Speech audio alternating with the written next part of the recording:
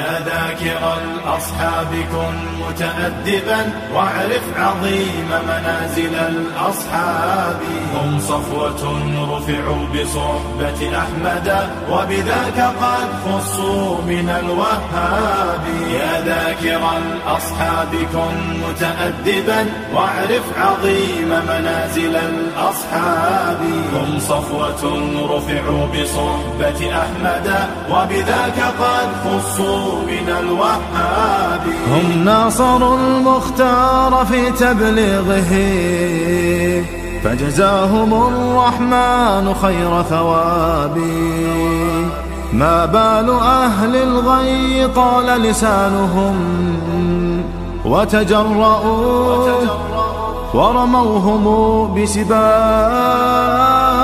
سبوا خيار الخلق من لهم العلا ولهم مقام في ذرى الأحساب.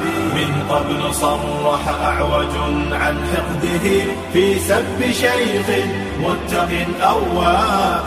يا ثاني الاثنين في الغار الذي شهدت له آيات خير كتاب. واليوم قد صدع الخبيث بجرأة ووقاحة من سافل كذاب. آذى النبي محمدا في عرضه سيعمه ذل وشر عقاب. آذى النقية بنت خل المصطفى فليخس أن فسعيه كسراب. آتيك أم المؤمنين وفضلها يروى لنا في سورة الأحزاب. يا أم إني قد كتبت مدافعا والدمع مني كالندى المنساب. من ذاك يجرؤ أن ينال لسانه من زوج خير العجم والأعراب.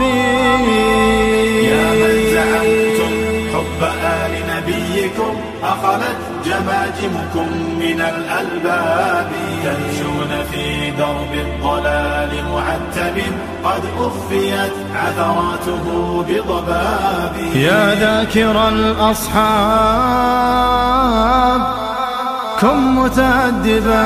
يا ذاكر الأصحاب كن متأدبا واعرف عظيم منازل الأصحاب. هم صفوة رفعوا بصحبة أحمد وبذاك قد خصوا من الوهاب. يا ذاكر الأصحاب كن متأدبا واعرف عظيم منازل الأصحاب. هم صفوة رفعوا بصحبة أحمد وبذاك قد خصوا من الوهاب. يا ذاكر الأصحاب كن متأدبا واعرف عظيم منازل